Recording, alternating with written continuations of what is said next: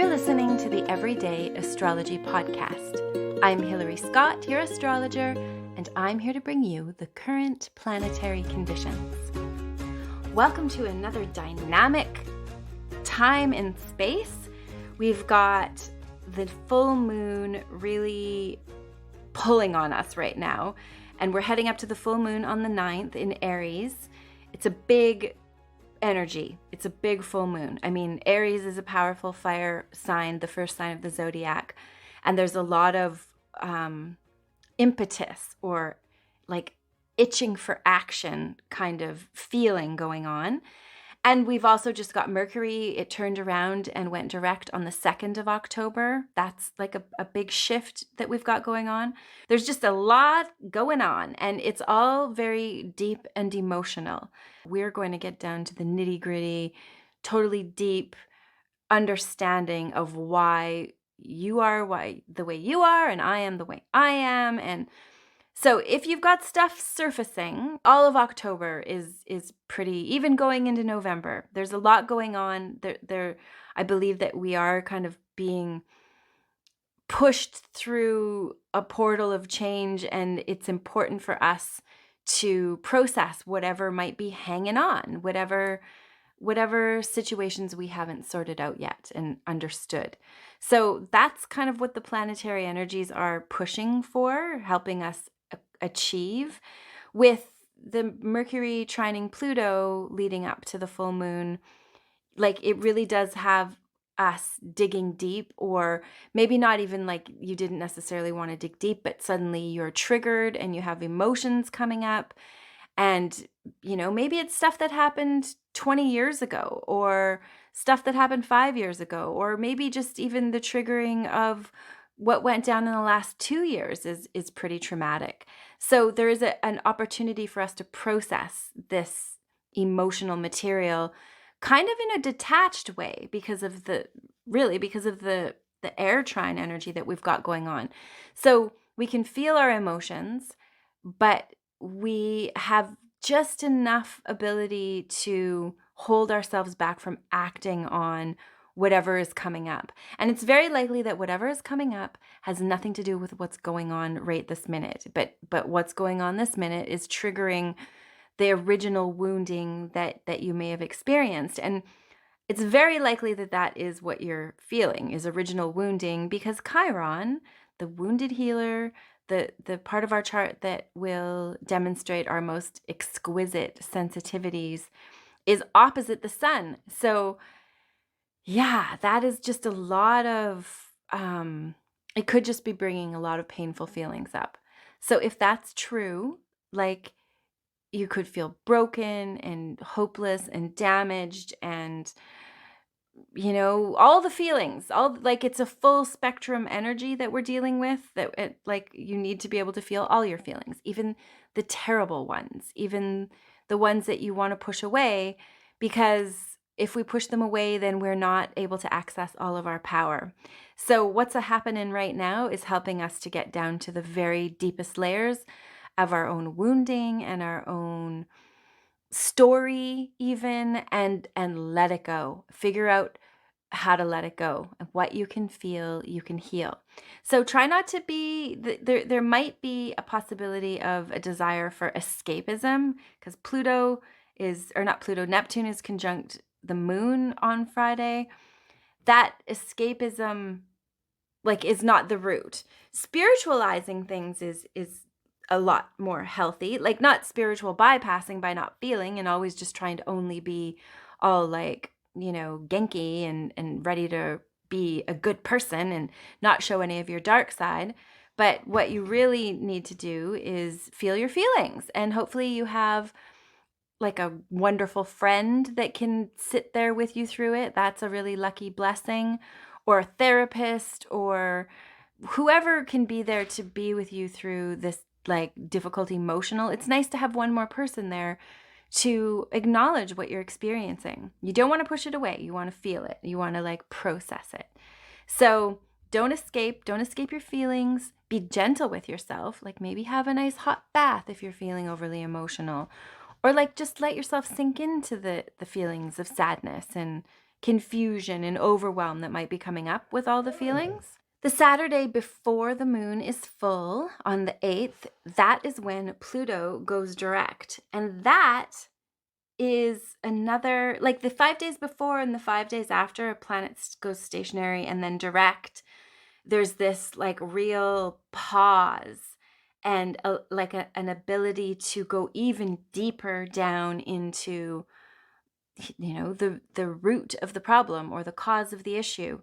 And so do be conscious and aware of what's going on around you right now.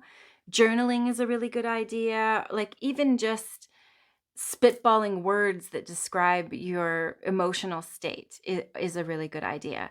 Another good exercise to do to help heal your inner child, which Chiron is often bringing up when we feel it, is to write a list of all the traits that you wish that your ideal parent would have had. And that will give you a clue as to the traits you need to develop in yourself to heal this wounding that you're experiencing. So it could be so many things. Like it often has to do with being a reject and not worthy, and some part of you has been abandoned. That's, I guess, if you're lucky. If you're not so lucky, then everything's been abandoned. And it also depends on how many contacts you have with the Chiron energy.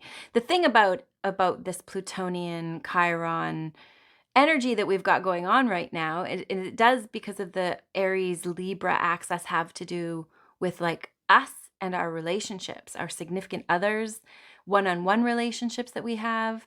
So there is a possibility that you're trying to work something out, that there needs to be some kind of compromise between what is good for you and what you need, which you should be able to be in touch with as well, and also like what the other person needs and what the relationship needs and what everything that comes with the relationship needs, like children and pets and all those things. So it helps you, instead of just being completely self-focused, which you might want to be because of all this maybe possible pain surfacing, it allows you to, this energy also allows you to like step back and be able to process that this is important for you to have a relationship, that you need to figure this stuff out and not throw the baby out with the bathwater, which you might want to do. So that's kind of lucky that we have this like pause, like an ability to pause for a moment and really feel without acting, which is very cleansing and healing. The same day that Pluto goes direct, the moon will conjunct Jupiter, which is also a big deal. And that's in Aries. And like that's where the next day the full moon will be there. So our self-interest will be high. We'll be able to see what we need to be our true and total selves.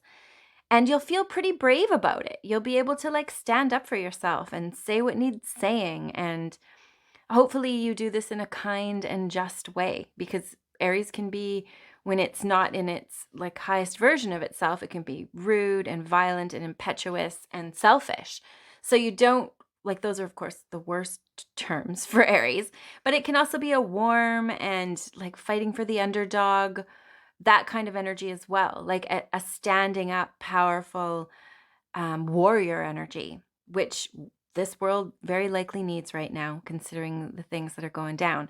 So if you need to be able to tap into your warrior self and be your brave, courageous version of you, you can tap into that with the full moon on Sunday. But there is that element of needing to think of the other. Don't just think of yourself. Make sure that you value in this other energies and what you're a part of and the teams that you're a part of. With Jupiter conjoining that moon, it is like there's a lucky benevolent, possibly a new idea or a new belief system that helps you shift perspective, to shift out of the wounding feelings and into more empowered space where you are conscious of your compromise, that you are going to compromise to make things work, and that is the best decision for all involved in the situation, which is what Libra is so good at. So know that you are going to have some blessings around shifts in perspective, which are lucky. They're blessings. Like, of course, blessings are lucky. We do have the same day of the full moon, a sextile to Saturn. And Saturn allows us to do what we're doing with this sort of understanding that we're working towards the future. We're able to make choices now that might deprive us or go against what we want in our like impetuous give me what we want, but we're able to make choices that are like, okay, well, I'm going to make this choice now because I know in the long run this is going to pay off. Like, I'm going to eat this healthy diet now so that in the long run I'm healthier than I would have been if I was eating a crappy diet. That sort of cognitive choice to do what's right will be more able to access that with the Saturn energy. So moving away from the full moon, we're still in the energy of Pluto going direct. So watch everything that's going on around you.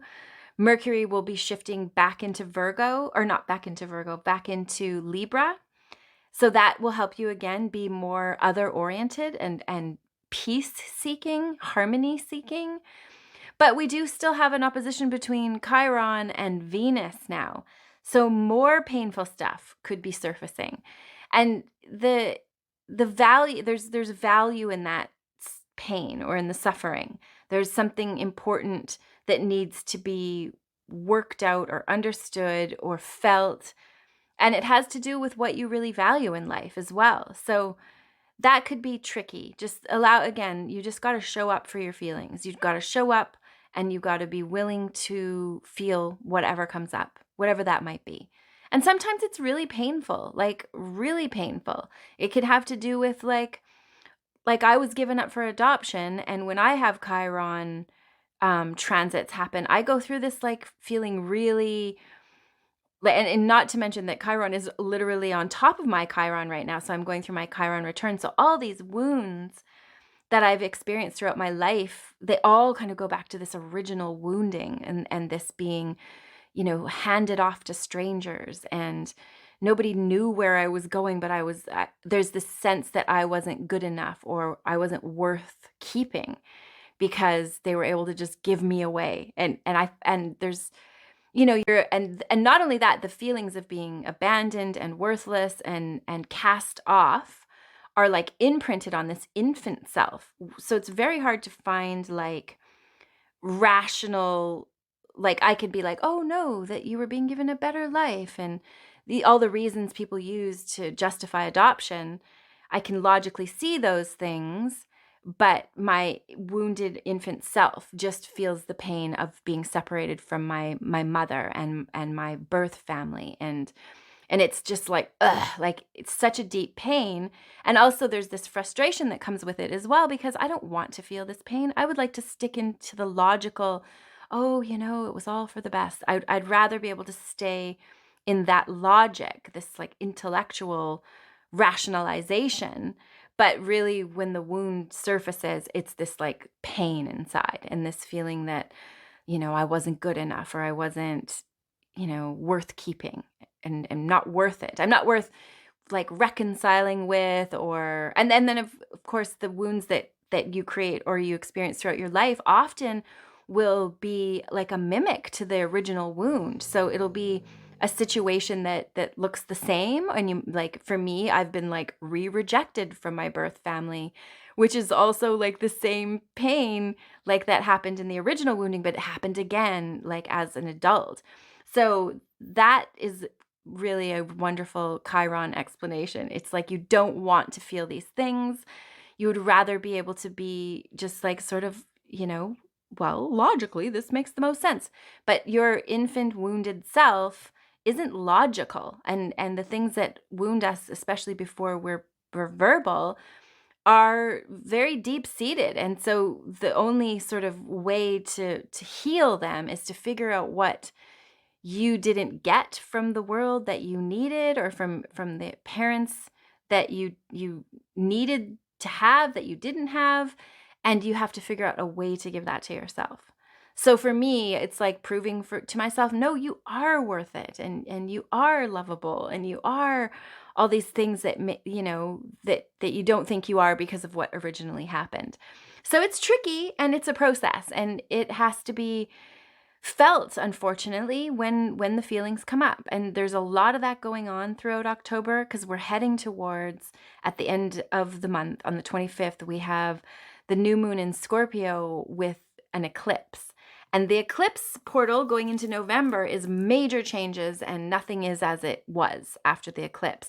So we really want to do this like finishing up stuff that we've got to do, so that when we get to this next phase, which is coming right at the end of the month, that we're ready. We're ready to be all in whatever new life needs to appear for us. We don't have any like snippets hanging on to us from the past that are dragging us down, or belief systems that, I mostly don't have the conscious awareness that I feel like I'm worthless. I keep that out of my conscious mind for the most part, because it's sort of debilitating. But when Chiron is rising up, and especially because I'm going through my Chiron return, I cannot like ignore that is a feeling that I have. I have to kind of let that feeling surface and be there to hold it, and let myself know that this is not true. that is your belief about why things happen to you is not the reality, and kind of talk yourself down from whatever painful situation you're in. Or tapping is really helpful if you're really in the thick of it, and also crying is really good, like just releasing the stress of the energy that's stuck. This is the work of the month that we've got coming up. And it's heavy. Like, I just can't not say it's heavy, because it is heavy. And luckily, though, there's blessings along the way.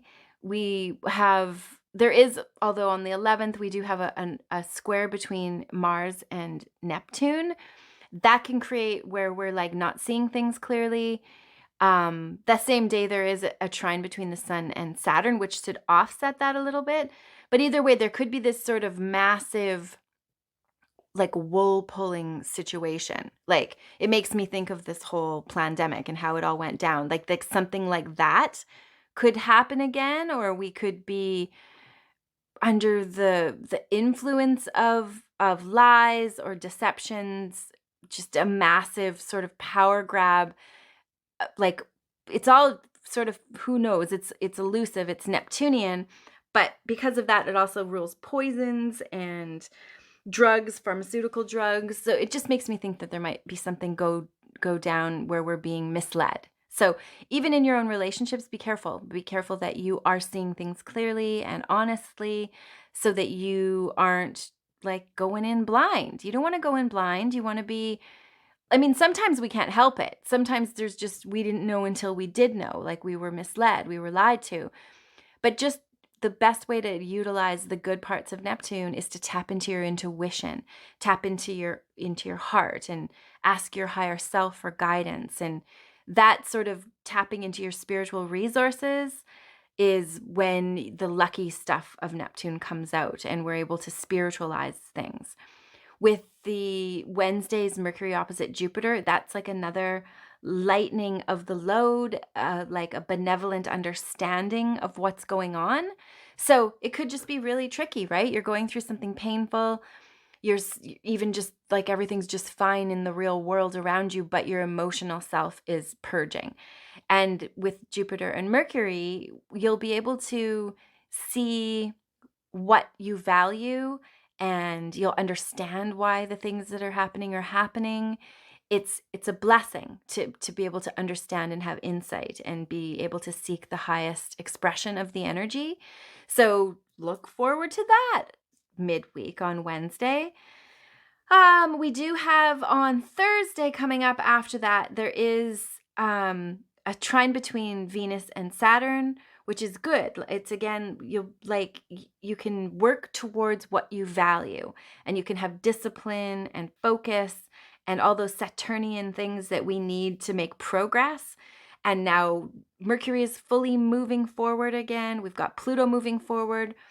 Other things are moving forward towards the end of the month and into November. So where we have been stuck, we can now start to feel this like movement. And maybe we weren't even like, we felt stuck because maybe we had priorities that we thought were the priority, but I can assure you what the real priority was you've been dealing with, whether that's like emotional things that you've had to sort out or health things that you've needed to focus on and nurture yourself and care for yourself, or whatever have you've been focused on that makes you feel like you've been sidetracked is actually what the main show was and what you needed to get sorted out so that you could move forward through this coming eclipse portal and be consolidated and really deeply understanding of like where you came from and what you're going towards, and also just healing whatever emotional pains that needed to come up because they needed to come up for a reason. So don't push them away. It can be tricky because, you know, feelings are tricky and they're not so fun and they're not logical a lot of the time, but they're still valid. And especially we want to clean the pipes of our feelings so that we can use our feeling sense to make decisions and know that we can trust it because it's not all, you know, gummed up and backed up in the system because we haven't been using our feelings. We've just been stuffing them or drinking them away or whatever we do to suppress our feelings. Coming up towards going into the following week, we've got the square between the Sun and Pluto, also a square the same day between Venus and Pluto. That's a big day. That could be a real power struggle sort of situation. Luckily, the energy from the day before, the Venus trining Mars, is a really like there's harmony. Something is trying to harmoniously work itself out. But then Wednesday comes along with the Leo moon, and it's a tangly day. There's going to be probably power struggles, maybe unexpected power struggles, like where you thought everything was going good, and then wha-bam, you run into like this force that is against you, and it'll feel like maybe 2 steps back or 10 steps back. But just know that there are, like, that's how we grow, right? When some force is against us, that's how like diamonds get made, right? All that pressure, let the rock tumbling moments polish you up. That's the kind of day it is on Wednesday. So just let yourself be conscious of that. Stay out of dangerous neighborhoods. Don't put yourself in dangerous situations or with people that you don't trust. Just be careful who you associate with. And allow yourself the space, maybe stay home and allow yourself the space to work through whatever is going on in the world. It could also just be on the world stage. I wouldn't be surprised if it was some big event on the world stage as well. Mercury is also opposite Chiron that day. It's interesting. Like mark Wednesday the 19th and let's see what rolls out. Also, of course, leading up to that, we'll feel it too, like the days leading up to it. So it's a big energy. Like you don't miss it. You definitely don't miss it. So keep that in mind. We do have coming towards this next new moon, which is in Scorpio. There is on the 22nd a conjunction between the Sun and Venus that's really lovely.